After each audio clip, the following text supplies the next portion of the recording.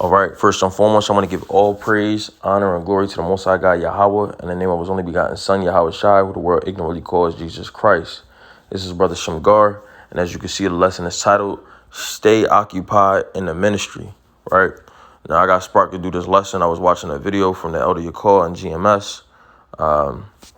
Essentially, what he was going over, just not feeding into your the pleasures of your flesh, right? And I essentially want to go into, he made a good analogy, right, with a quarterback.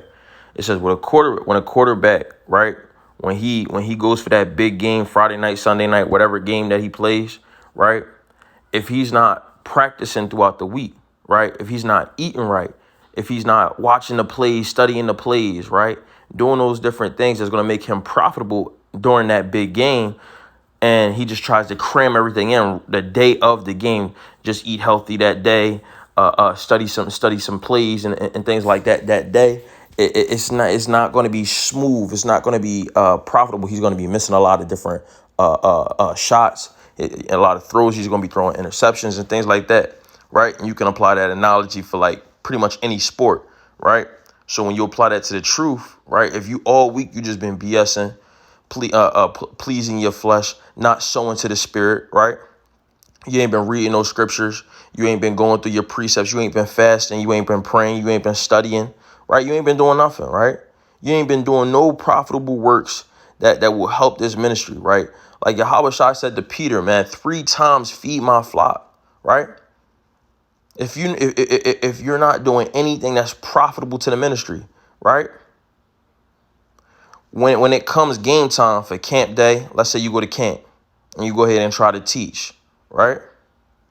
It's not going to be, I'm not going to say not sincere, but it's not going to be where you would have been if you had did those things that you should have been doing all week. You see what I'm saying?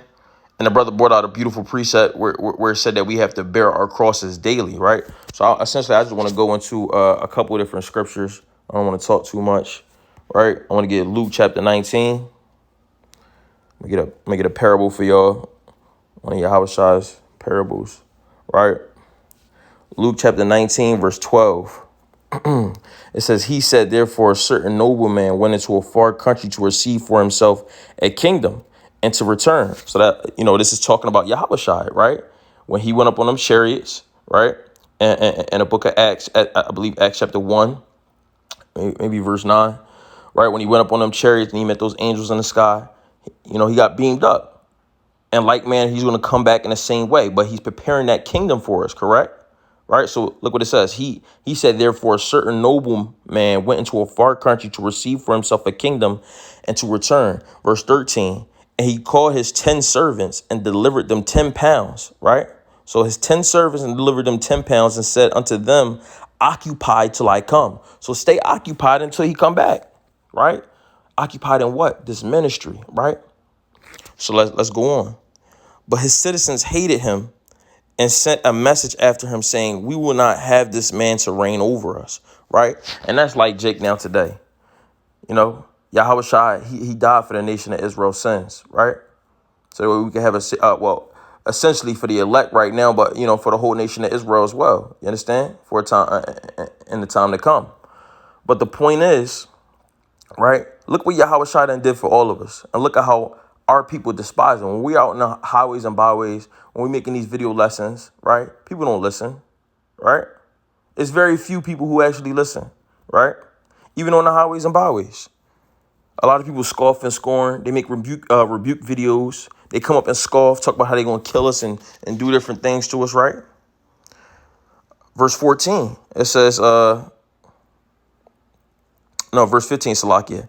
And it came to pass that when he was returned, so when Yahushua came back, right, having received the kingdom, then he commanded these servants to be called unto him, to whom he had given the money, that he might know how much every man had gained by trading. So this is what this is talking about is when Yahushua comes back, he's going to render unto every man a reward for his work, right? Whether that work was something bad or whether that work was something good, right? So if you were sowing to your flesh all the time, so you're going to get rendered destruction. Right. And you know that in Galatians chapter 6, verse 8. Right. You're going to get corruption. Now, if you were constantly sowing to the spirit, man, feeding the flock, praying, fasting, being profitable in this ministry, the Most High is going to give you a just and righteous reward, especially, Salakia, only if you endured unto the end. You understand? So that's the point, right? And that talent, Salakia, and that pound that he gave us is this wisdom, knowledge, and understanding. What have you done with it, right? You know you're an Israelite. Okay, that's good. A lot of people do. Even the bug outs do. The bug outs, see, one thing that we can agree on with bug outs, right, a lot of bug outs, that we are Israelites, right? They know they Israelites, even the ones that believe in the book of Enoch, the book of Jasher, right? The book of Jubilees, right? They know they're Israelites. We can agree on that. But are they profitable in this ministry? That's not enough. You understand? So what this is talking about is you adding upon that wisdom, right? And knowledge and understanding that has been imparted unto you and making more with it. Have you been profitable, right? Have you brought forth more fruit with with what the Most High has imparted unto you, right? It says, verse 15, I'm going to read it halfway down, right? It says, then he commanded these servants to be called unto him, right? To whom he had given the money, right? So to whom he, indebted us to go out there on the highways and byways, right? He gave us the responsibility to go out there on the highways and byways and bring more fruit and bid our people to the marriage, right? It says that he might know how much every man had gained by trading, right? So essentially that trading is doing the work of the Heavenly Father, right? Verse 16. Then came the first saying, Lord, thy pound have gained 10 pounds. Okay, so he was like, all right, the first bull, yeah, look, I know you give me a pound. I came up with 10, man. You see these 10 brothers right here? You know what I'm saying?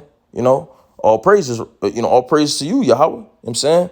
And, all right, cool, right? Look what then happens. And he said unto him, well, thou good servant, because thou hast been faithful in a very little, have thou authority over 10 cities.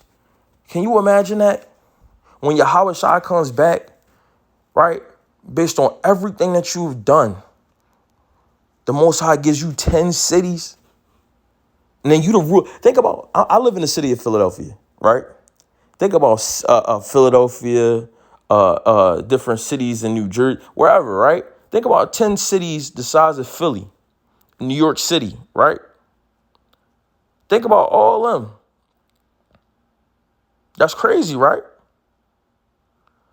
That's yours as long as you keep doing that work. You understand? This is what we fighting for. And look what it says. Thou hast been faithful in very little. This is little. This is little. You understand? How the Most High views this is something very little compared to what he's going to reward us with. Verse 18.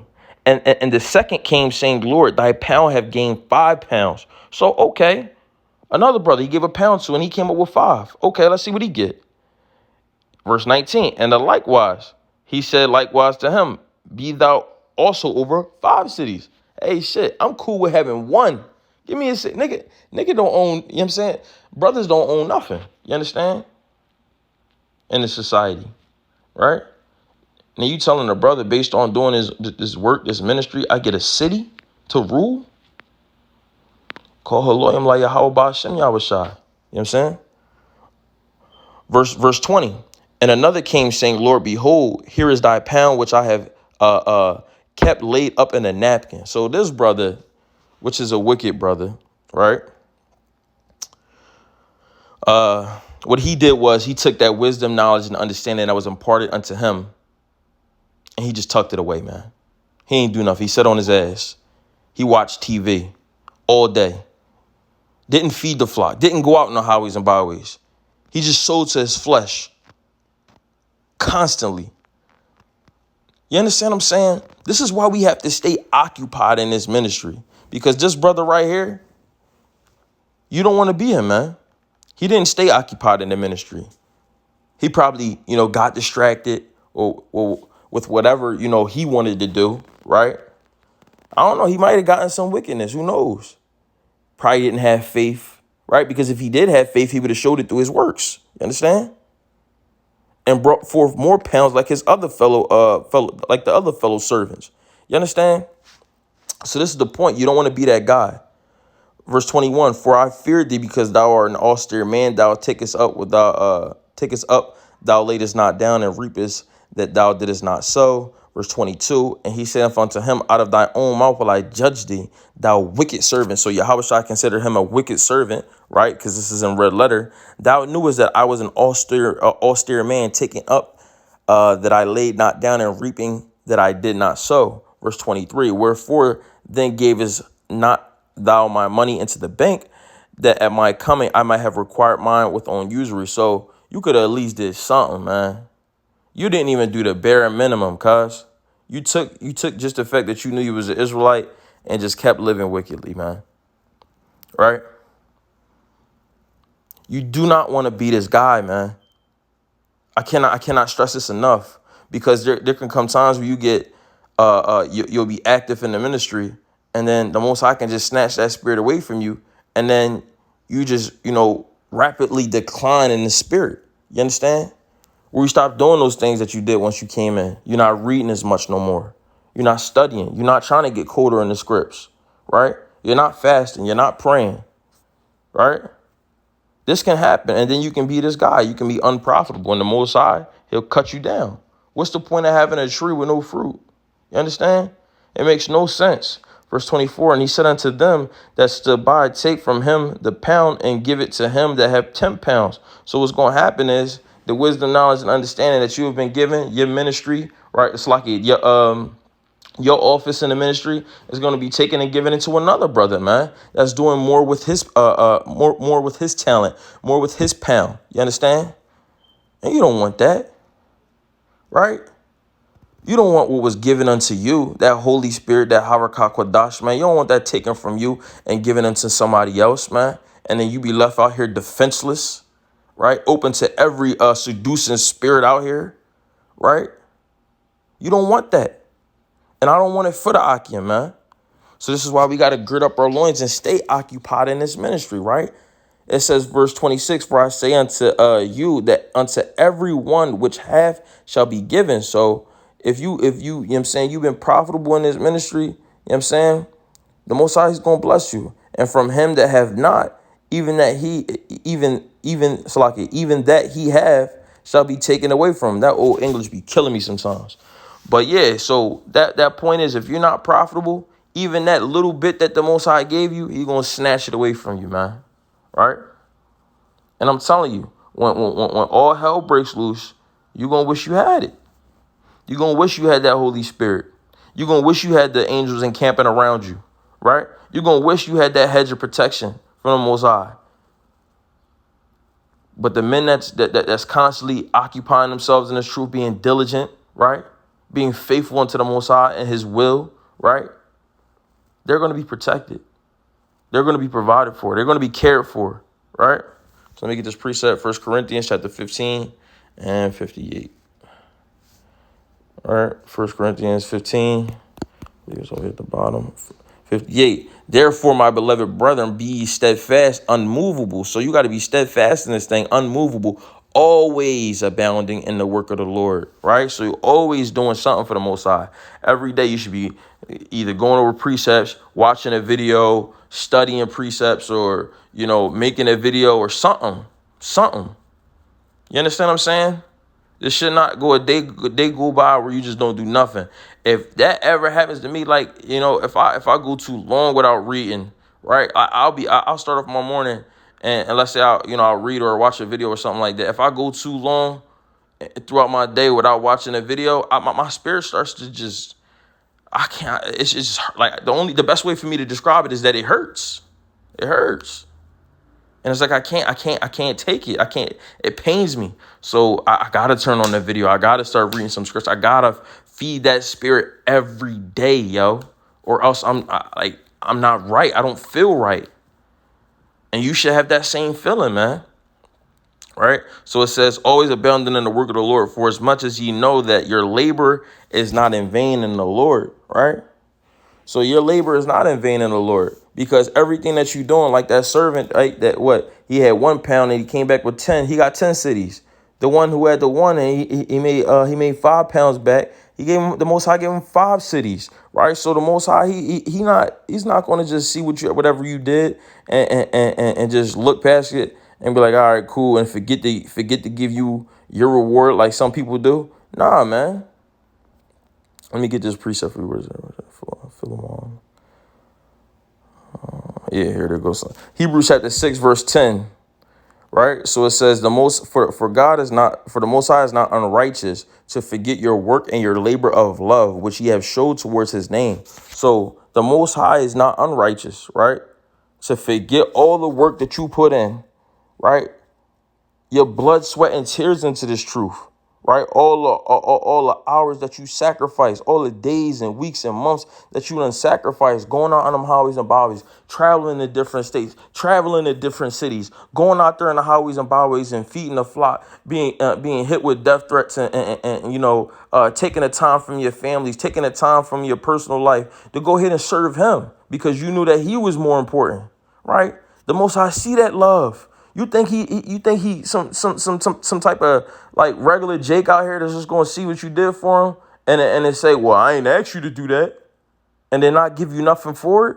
Nah, that's not how the Most High operates. Not one bit, man. It says for the Most High is not unrighteous to forget your work and your labor of love, which ye have showed towards his name, right? And it's like it, and that ye have ministered to the saints and do minister. So all those things that you're doing in the ministry, man, right? That's profitable and that's righteous and of a sincere heart. The Most High sees all of them, and he is going to reward you properly for it, man. Have faith in that, right? Because when you actually have faith that you will be rewarded for the work that you do, you're going to do more. You're going to just say, shit, I got to turn up. You understand? So this is why we got to, consistently be fervent in this truth. Pray for more fervent spirit of you if you feel like you lacking, man. Right? You wanna have that fervency. And then also too, man, we can't be getting caught up with all these different things, right? Like a lot of jakes, sometimes brothers suffer from being up under their woman too much. You understand? Let me show you what the scriptures say about that. 1 Corinthians chapter 7, verse 29. It says, but I say, brethren, the time is short, it remaineth that both they that have wives be as though that they had none. So that's the point too. And this can be applied to the women. You having your wives, right? A lot of times, like bros brought out, man, like you're not going to have a lot of time to see your wife and children, right? Because why? Sometimes in this society, you got to make money to pay for your lifestyle, right? So that way you can go out there and still preach the word, right? And then also preaching the word as well. So you got brothers that got gigs and it's out there preaching the word. You understand? And then on top of that, brothers still got to study and do all these different things, man. So it's like, our time is precious, man. Our time is, the time is very short here, right? So this is the point, man. You got to abstain from certain things. And when you do these things, right, and stay occupied in the ministry, the Most High sees all that, man. You understand? The Most High sees all that. And he's going to reward you for it. So that's why you got to keep pushing. Keep going along. So I'm going to get this precept for you right here. It's Sirach chapter 39, verse 1. But he that giveth his mind to the law of the Most High and is occupied in the meditation thereof. So you always meditating on the law, right? You meditating on these scriptures. You constantly in these scriptures, right? You thinking about them, how to break them down different, right? What you can add to it. Things like that, man. So that's the point, You wanna stay occupied in the meditation thereof. And it's like it, and the rest of it says, we'll seek out the wisdom of all the ancient and be occupied in prophecy. So you seeking out the different wisdom from these different books. You reading all these different books, get going into the history, right? Going and then and after you get that down packed, then you going into the prophecy, right? Getting these different breakdowns, right? You want to be occupied in those things, occupied in the ministry, building yourself up so that way you can build up others. You understand? And you can be profitable to the ministry. So when Yahweh Shai comes back, you can say, here, I done did this much for you, right? And he's going to reward you based on how much you did, right? And he's going to reward you for that. And I'm telling you, man, as long as you endure unto the end and you stay faithful and do the will of the Heavenly Father, man, that reward is going to be sweet, man. It's going to be worth it. You understand? So that's why we got to continue fighting. We got to continue pushing and continue to stay occupied. And let's not get distracted, man. Let's keep fighting. Now, understand, you're going to have certain times where, you do some things that are pleasing to the flesh because you are here in the flesh, right? You might want to get your, take care of your parents. Taking care of your body. Different things, right? You got to take care of the flesh to a certain extent, but you don't want to let that consume you to the point where you never put into your spirit. You want to stay balanced, right? So with that, man, I just want to say Yahweh Ba'Hashem Yahweh Shah Barakatham. Shalom to all the Akim, sincere Akim and Akwadim. Shalom, y'all.